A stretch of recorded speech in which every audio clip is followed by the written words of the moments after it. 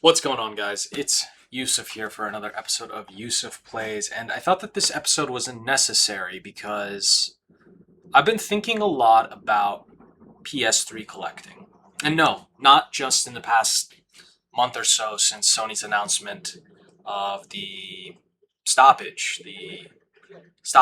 production of physical games moving forward in January of 2028. No, I've been thinking about PS3 collecting long before that disastrous decision. That decision to gut the culture. That decision to empty the pockets of Sony PlayStation's most loyal fans. That decision to exploit their position as the most default console to play many live service um, blockbuster games such as Call of Duty, Fortnite, Roblox, so on and so forth, among the masses of, honestly, I don't want to say ignorant, but more so uncaring people out there who simply buy one or two games a year, if that. Many of these people that we're discussing, casuals, as they were called prior to 2015 or so, on online forums, no longer even purchase games at all.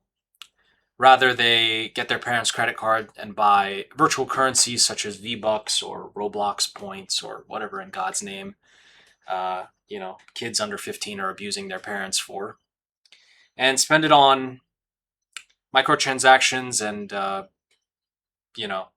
virtual currencies that allow them to put on costumes from Ariana Grande to other silly things and build silly things in Fortnite, Roblox, Marvel Rivals, Overwatch. Despite the zero-sum game that is creating a live service hit, it seems that there are more than ever. So it makes sense why these studios, or rather these publishers like Sony, are looking to make one. Regardless, no, I've been thinking about PlayStation 3 collecting because I made a promise to myself about 6 months ago that it's all I would do.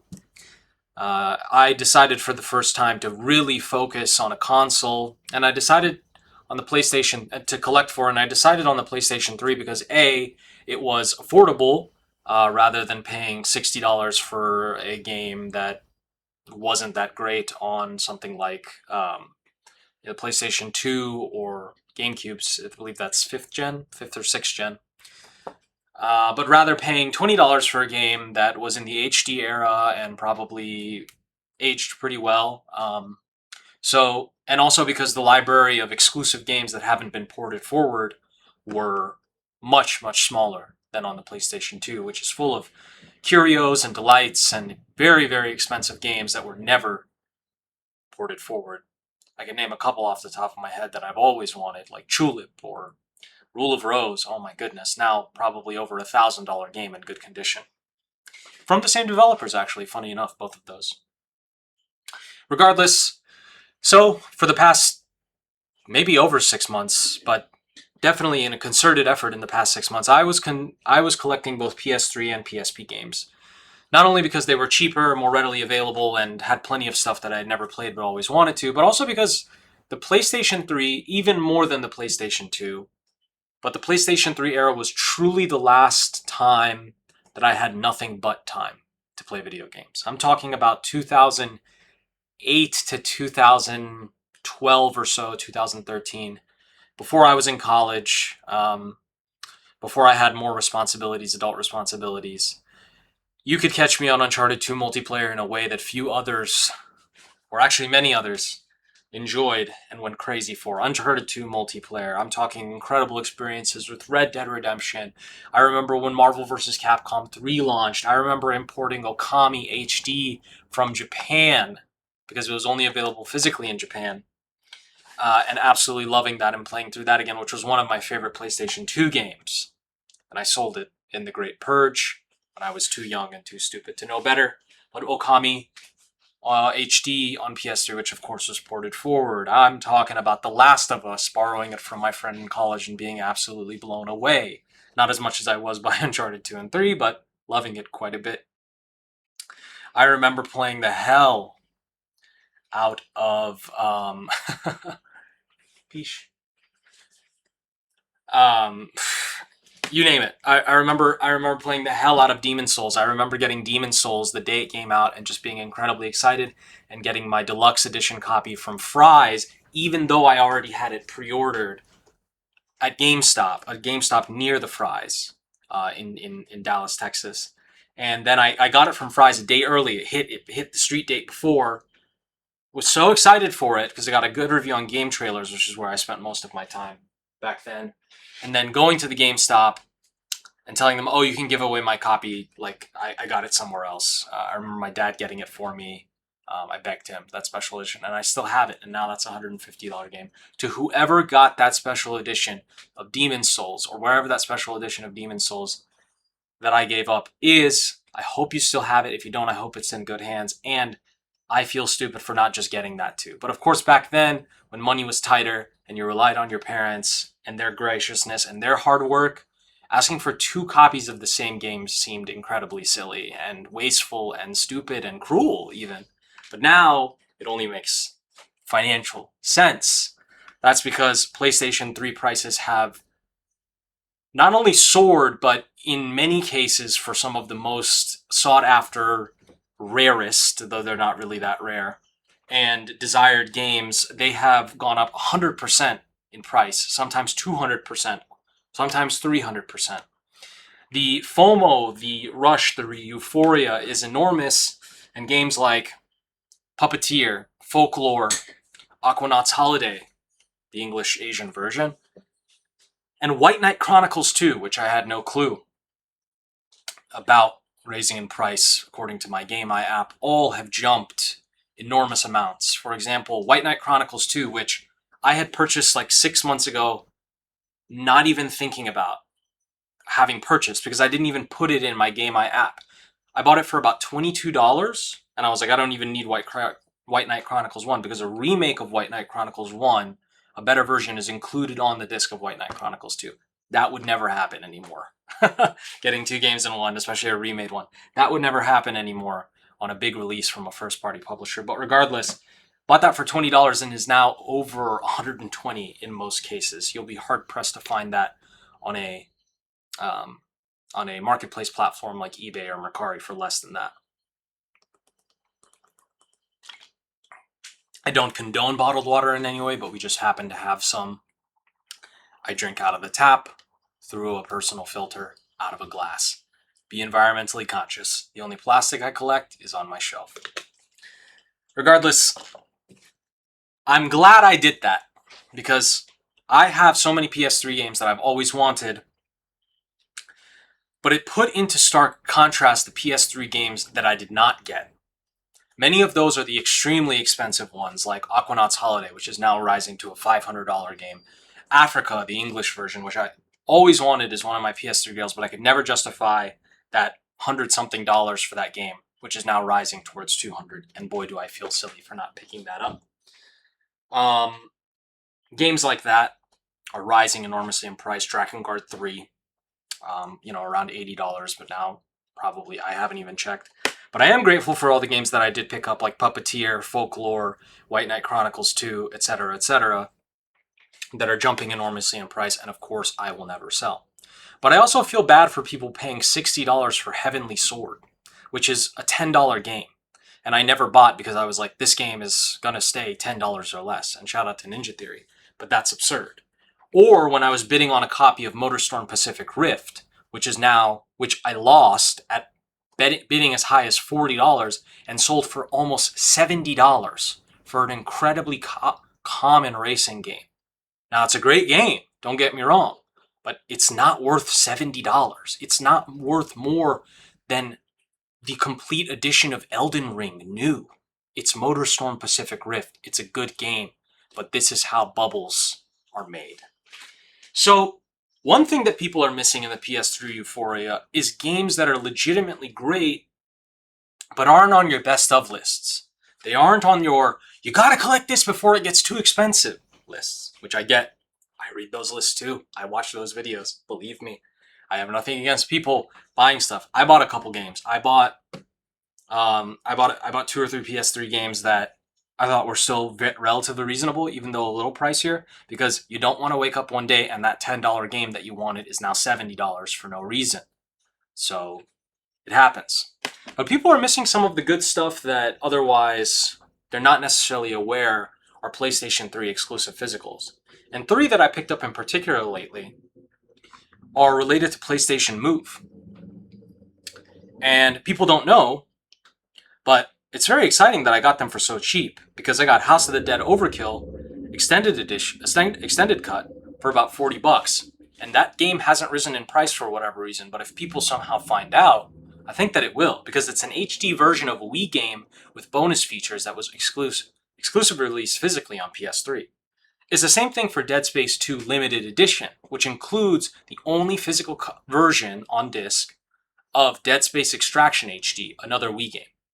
And it includes Time Crisis Raising Storm, which I paid too much for, but it does, to be fair, in its defense, come with 3 games, which is Time Crisis Raising Storm, Time Crisis 4, the arcade version, not the home version released on PS3, I believe, many years earlier, and something called Dead Storm Pirates, another light gun shooter. So those are all playable with PlayStation Move and all exclusive to the PS3, not moved forward, because motion controls were abandoned in that generation. Another thing that people are another one I picked up that I've been really wanting for a while and I got for the normal price is Boku no Natsuyami 3, which is a series of Sony games or PlayStation games published exclusively in Japan. There are many entries up until the PSP and PS3 generation of sort of slice of life games where you just play as a kid on his summer vacation in the Japanese countryside, and they're delightful. Now, Boku no Natsuyami 3, I can't play on my PlayStation 3 unless I were to mod it, because I don't read or speak Japanese as much as I wish I did. I wish I could snap my fingers and understand Japanese, or any other language for that matter, and play Boku no Natsuyami 3 or Boku no Natsuyami 2, which I also picked up for just $15 on PS2. That's a game that people really aren't aware of, but is pretty rare, because really it's only something that you can get in Japan or on eBay. You can't just walk into your GameStop and find that game. So those are the types of games that people are really overlooking in this hype to get Puppeteer and to get Folklore and to get 3D Dot Game Heroes, all of which are fantastic games and better than the games I named in many respects, but are now $200 instead of $15 to $30. Another thing is that people are completely rushing, which I think is the silliest part of this, and goes against my collecting philosophy, to buy games on PS3 that are better on other consoles. This is the silliest part to me. I get it. Puppeteer is a PlayStation 3 exclusive. Of course, you'd want it on PlayStation 3. There isn't another option. But why are you purchasing Silent Hill Homecoming on PlayStation 3 and paying $80 for it when the Xbox 360 version is not only better on its original console, or equivalent on its original console, but also backwards compatible on a Series X, and up-resed and much better than playing it on original hardware on your Series X? Why are people fighting to pay $200 or $150 or whatever for Asura's Wrath, an amazing game from Capcom in that era, when they were sort of on a downswing, in fact, with Resident Evil 5, Resident Evil 6, and games like Asura's Wrath? Why are people paying $150 to play that on PS3 when the PS3 version is notoriously bad in comparison to the Xbox 360 version sitting on my shelf there? And the Xbox 360 version is a disc that you can pop into your Series X, play in 4K, download all the DLC, still available on the Xbox Store because of their incredible backwards compatibility program.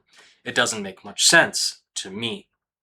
Why are people rushing to play or buy these games on PlayStation 3 when not only are they like Fallout New Vegas, which people are rushing to pay a ton of money for on PlayStation 3, when Bethesda and Obsidian are owned by Xbox? The original version is significantly better on Xbox 360 when you pop your disc in original hardware, and the PlayStation 3 version is actually considered quite bad, as most Bethesda open world games like Oblivion and Skyrim and Fallout 3 are considered bad. They play bad. They have memory leaks. They have save issues. I know. I got Skyrim on PlayStation 3 when it came out. I remember. Why are people rushing to buy these games on PlayStation 3 when they're better on Xbox 360, they're cheaper on Xbox 360, they're forwards compatible on Xbox 360? It's because of a lack of knowledge and a lack of understanding and a lack of care. Because that's what happens in a gold rush, and you're a 49er, not a 48er. Regardless, those are some pickups that I've been picking up, and a lot that I've been thinking about in game collecting.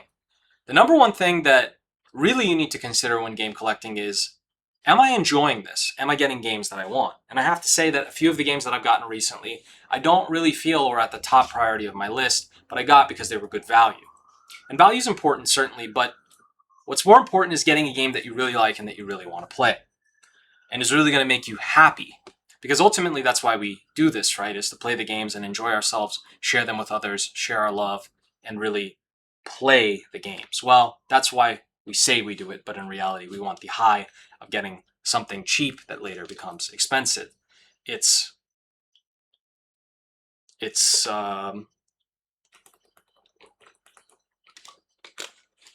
profit seeking. I'm trying to think of the word of it's speculation. Thank you. Excuse me. It's been a long day. It's speculation. It's speculation. It's an attempt to seek profits on items, even if you don't sell. It feels good that you got it for $20 and you could sell any day at $200, like I did with Puppeteer, for example, many months ago. Picking a copy up for $30 or $40, and now it's worth $200, $250 maybe, and God knows what's going to happen. It probably only will rise. So when I do think about what actually is making me happy and what actually is making me really enjoy gaming, it's this little device that I never had when I was a kid or when it originally came out in 2004. That's the PSP. Now, I had friends who had one. Shout out to my boy Precious. Played it on the bus all the time with his brother. And I was jealous. They would play SOCOM. They would mod it. They would play Castlevania, I think. I just remember that, Banjo-Kazooie N64 emulator on their PSP. And this is my Asian PSP 3006 model that I received and modded myself with Arc 5. Put the latest firmware, 6.61, put the Arc 5 on here. And playing PlayStation 1 games on this PSP here has brought me nothing but joy recently. Particularly because I've been playing Castlevania Symphony of the Night for the first time, which is not only one of the greatest games of all time, I'm ready to agree with that, only being maybe a third or halfway through. It says 50%, but, there's many secrets. It also says that I only played 2 hours, which is not true. Though I've died plenty and had to go back and it probably doesn't count that time, but yeah, I've played far more than that and been loving it. I actually... The reason that I know this makes me happy is because I'm drawn to it. Because in my downtime, instead of wanting to doom scroll on my phone or maybe fiddle around with something that doesn't matter, I want to go to my PSP and play my PSP. I want to play Symphony of the Night. I love how easy it is to mod this thing, go on a website that I won't name, one of many, drag and drop a PS1 eboot file, a PSP eboot file, which is a PS1 game download that from the site, drag it onto my PSP, hook up my PSP via micro USB, and play that immediately, as if I purchased it. I loved how, after I modded it, I could go onto my phone's hotspot and access my previously purchased PS1 games over the PlayStation Store, even though the store is shut down, including Symphony of the Night and including Metal Gear Solid 1 and VR missions, which I got from the Metal Gear Solid collection, which on PS3, which also has gone up hugely in price. And I also love that it's still relatively reasonable to collect for the PSP. And I've collected a few games recently, which I'm loving and I've always wanted a chance to play, but never gotten because I never had a PSP. That includes God of War Chains of Olympus, which I popped in and enjoyed quite a bit the intro. And this is actually really good. It's incredible how you can legitimately get the God of War PS2 experience in the palm of your hand. And I'm really loving it. God of War Chains of Olympus.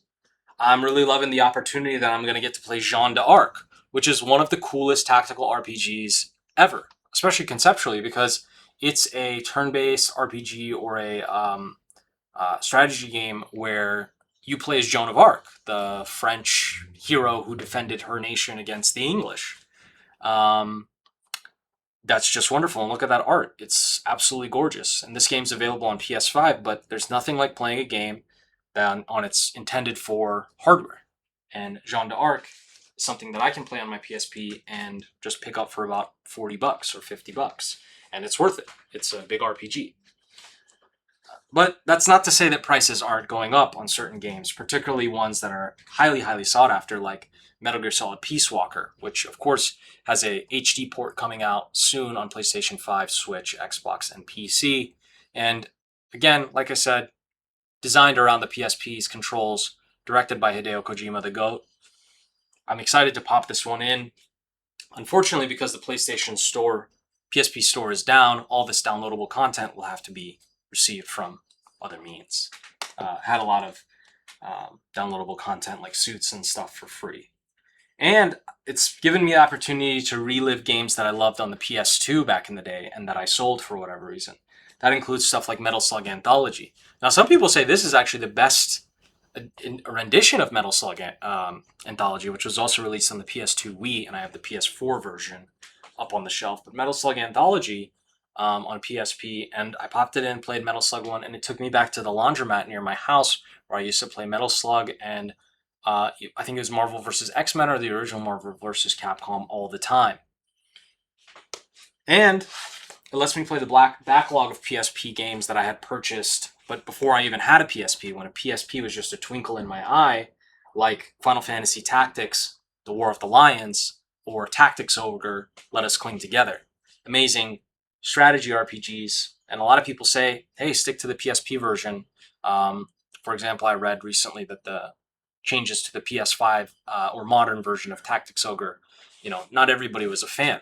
And in fact, the PSP community is thriving. Games like Final Fantasy Tactics and Tactics Ogre have their own mods, which people can install on their PSPs and get upgraded versions with fan fixes.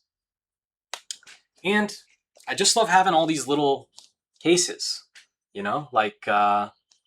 it's so charming to have a little PSP case and to pop out a UMD and just to see delightful little disc and the manual, which the one problem with PSP games is that Sony decided that the boxes should have a center plastic holder rather than two, so the manuals can be damaged, but thankfully I've got all good condition manuals and do my best to keep them in good condition.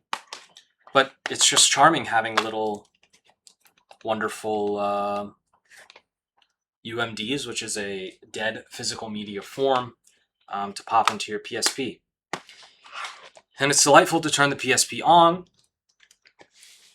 and be able to just navigate or put it to sleep very easily and then pop it on and be ready to play Symphony of the Night, which I am. And I think I'm doing pretty okay, just got my HP up. My Alucard is doing quite well. I'm level 21 and my status is good. So 1040, I just leveled up, so 1478 XP to the next level. But I'm a little stuck, so I'm going to keep adventuring. See where to go next. I defeated that one boss where I won't ruin it for you.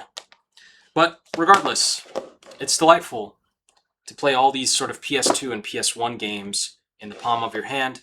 And the PSP, the best part about it, is it just fits in your pocket. It's not like how contemporary gaming handhelds are, where they're too big to take anywhere, too expensive and too precious to be seen out in public with, lest you get robbed or bipped, if that even applies to being in person rather than just your car. So what's been making you happy lately?